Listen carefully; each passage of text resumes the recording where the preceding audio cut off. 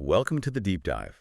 Today, we're plunging headfirst into something that's really timely and honestly pretty fascinating, maybe even a bit unsettling. hmm We're talking about the very contentious world of woke AI. It's definitely a hot topic. Absolutely. We've looked at a compelling article in The Economist to, help navigate this. Our mission, basically to unpack the evidence, understand how political leanings might sort of seep into these algorithms that seem so neutral, Hmm. and ultimately figure out what this means for you as someone consuming information. Right. We often think of AI as like this objective oracle, just a tool giving us facts, Ugh. impartial. That's the ideal, isn't it? Exactly. But what if it's not? What if those digital assistants, the content generators we rely on more and more, what if they have hidden biases?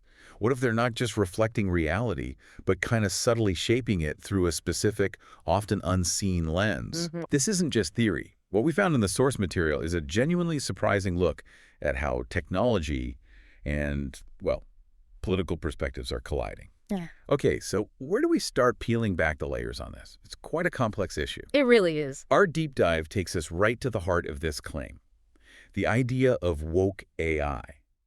The source material points out that figures like former U.S. President Donald Trump, for instance, have publicly worried that AI models are brainwashing users.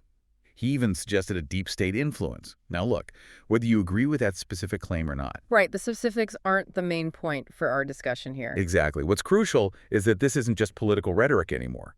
Researchers, actual researchers, have started digging into whether there's any, empirical basis for these concerns about political leanings in AI. What do they actually set out to measure, and what do they find? Well, that's the core of it, isn't it? The whole idea of AI being truly objective is like a cornerstone of why we value it so much. So any hint of bias, especially political bias, immediately throws up big questions about trust. Sure, if you rely on it for info. Exactly. For information, for decision support, even creative stuff, you expect it to be fair, balanced. So these allegations, which started politically, quickly became a technical and really a societal challenge needing investigation. And investigate they did. Our source highlights some initial empirical evidence. They looked at the frequency of partisan claims from popular large language models, LLMs, Yeah. when they were prompted with politically charged questions. Think of it like a controlled test. Asking tricky questions to see what happens. Precisely. Questions designed to get politically flavored responses. Then they measured how often those responses lined up with, say, Democratic or Republican viewpoints. And the numbers, well, they were quite specific. What did they show? For instance, OpenAI's GPT-4 measured as having a -6 Democratic leaning and 0 Republican leaning. So a clear Democratic lean there. Okay. -6 Democratic, 0 Republican. Got it.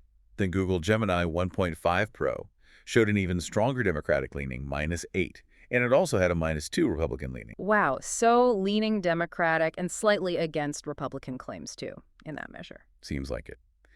And Metalama 3.8b Instruct also leaned Democratic at -4. And the point is, these aren't just anecdotes, stories you hear online. No, this is measured data from research. Right. But for someone listening, what do these numbers actually mean when they're just asking their AI assistant a question? That's the key question. These aren't just abstract stats. What it means for you, the user, is that when these popular LLMs face politically sensitive topics, they tend to generate stuff that aligns more often with one political view. And it's not just what they say, it's how they frame it, what they emphasize, maybe even what they choose not to talk about. The omissions can be just as important. Absolutely. It implies that even factual information might get subtly filtered. It's like looking through, very slightly colored glasses. You see the world, but the hue is just a bit off. Without even noticing, maybe. Often without noticing. And that can really impact public discourse and your own understanding of complex issues. That's a crucial point, the subtle filtering. So, okay, we have measurable evidence pointing to a lean.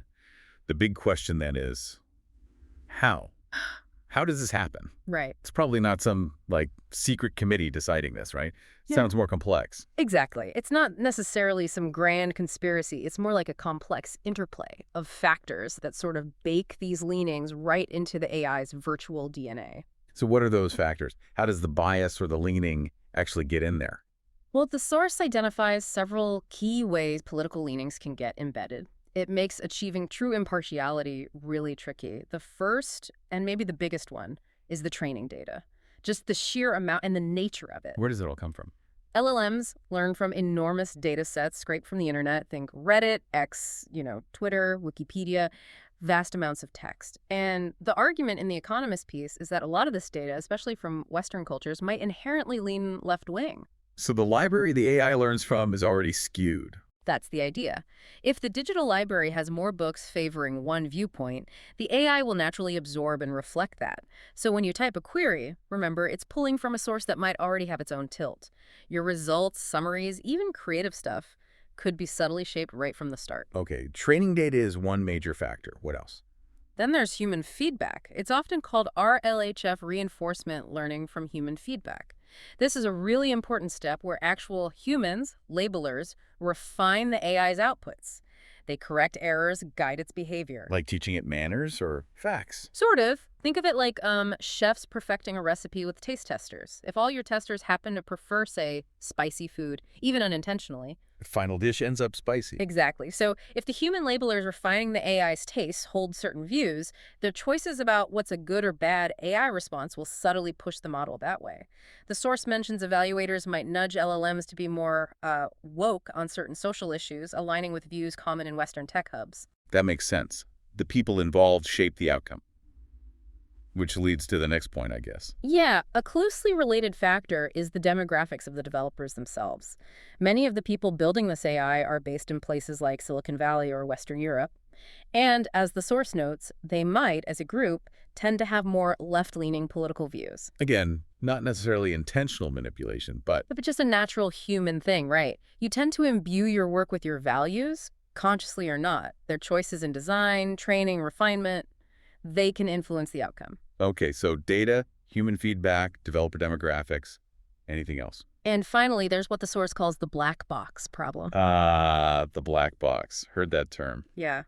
Imagine trying to fix a super complicated machine. You see what goes in, what comes out, but the inside. All hidden gears and wires. Impossible to see exactly what's happening. Pretty much. That's the black box issue with these huge AI models. Billions of connections.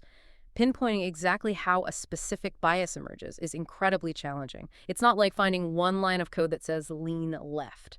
It's more like an emergent property of this vast, complex network. Makes tracing the cause and effect really difficult. Wow. Okay, so the biased library analogy, the Yeah. taste testers, that really clarifies how it can happen without some, evil plan. Right. It highlights this inherent deep challenge in AI development. Hmm. Human values, the data itself, it all creates these So leanings. it's a fundamental issue. But if it's so ingrained, often unintentional, does that mean developers just shrug? Or does it actually increase their responsibility to try and fix it? That's the debate, isn't it? So if these biases are so deep-seated and the cause is so complex, the next logical question is, can AI ever be truly impartial? Can we actually build a genuinely neutral AI? The sources touch on different efforts and, yeah, the huge challenges involved. It's a massive undertaking. We're seeing different approaches pop up.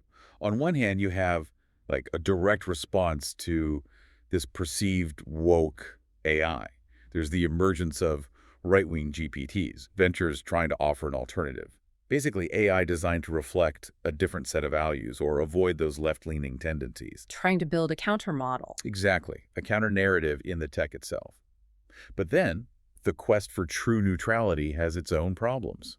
The source mentions this provocative, almost satirical idea, sometimes called Mecha Hitler. Which is not a real product, we should stress. No, absolutely not. It's a thought experiment. A stark example used to show how incredibly hard it is for AI to follow complex instructions for impartiality without going way off track into unintended, even absurd results. It shows that just trying to strip out one bias might lead to really weird or unhelpful outcomes somewhere else. Right. It's not a simple fix. And it's not just companies wrestling with this. Governments are involved too. They have to be, given the impact. Yeah, the U.S. federal government is stepping in. Right. There are initiatives like NIST's, that's the National Institute of Standards and Technology, their risk management framework.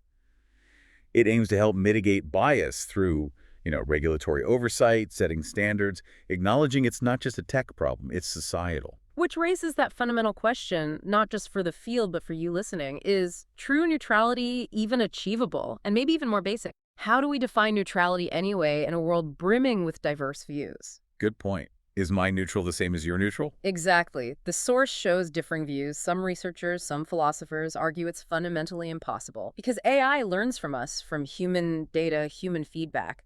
It'll always reflect some human bias, true objectivity, Yeah. an unattainable ideal, maybe. So the best we can hope for is transparency, knowing the bias exists. That's one view. Transparency and active mitigation. Others see it more as a technical challenge. Difficult, yes, but maybe solvable with better data, smarter algorithms, clearer ethical rules. But the challenge is also that neutrality itself isn't universal, is it? It's subjective, culturally dependent. The source notes how different countries, China, Russia, have very different ideas about what's woke or impartial compared to Western models. What's balanced here might look biased there. Precisely. So it's not just a text switch you flip, it's philosophical, even geopolitical. Different stakeholders want different things from fair information, which really means for you, the user, you need critical thinking. You constantly have to ask, how neutral is this AI output really? And whose version of neutral might it be reflecting? That's such a powerful point. Neutrality isn't fixed. It depends who you ask, where you are. Okay, so let's bring this all back home. What does this tangled web of bias, neutrality debates, and complex tech actually mean for you in your daily life as you use these tools more and more? Yeah, connecting it to the bigger picture, the implications of biased AI, they go way beyond just political fights or academic papers.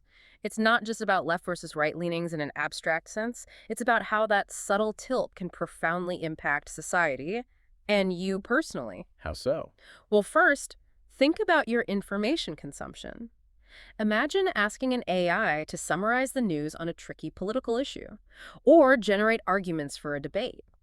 If that AI has a subtle lean, it might consistently highlight certain facts, frame things differently, maybe leave out counter-arguments. And over time, that shapes your understanding. Exactly. Without you even realizing it, you might be getting a filtered view.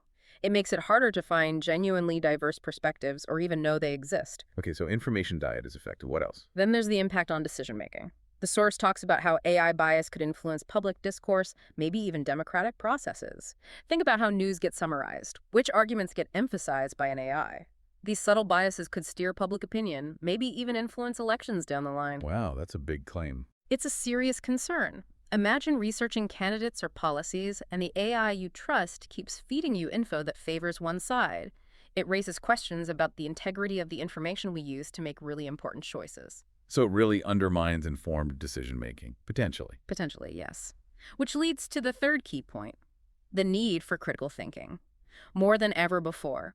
As AI gets everywhere, you just have to evaluate all information critically. Doesn't matter the source, but especially if it comes from AI. Don't just accept the first answer it gives you. Right. Understanding these mechanics of bias, how the data works, the human feedback, it empowers you. You become a more informed, more discerning consumer of information. You know that what the AI presents isn't necessarily the whole unbiased truth. It's a reflection, filtered through its training, its embedded values. So the responsibility shifts more onto us, the users. In many ways, yes. To question, to compare, to seek out multiple sources, always. That's a crucial takeaway. Knowing how these systems tick, their blind spots, it really does empower you to navigate this digital world more wisely. We started this deep dive with accusations of woke AI. We explored the tech, the human factors behind the bias, and ended up looking at these profound implications for all of us. It's quite a journey from a political claim to a complex technical and societal reality. Definitely, with real-world consequences. You know, the sources here make it really clear. AI isn't just a tool. It's also a kind of mirror reflecting our world back at us. And sometimes, yeah, it shows us biases we didn't expect or maybe didn't want to see. So maybe a final thought for you to consider. The next time you ask an AI a question, or you see some AI-generated content, think about not just the answer itself, but that invisible lens it might be using. What perspectives are being emphasized? Critically, what might be getting left out? What's not being said? Exactly. It's a fascinating question.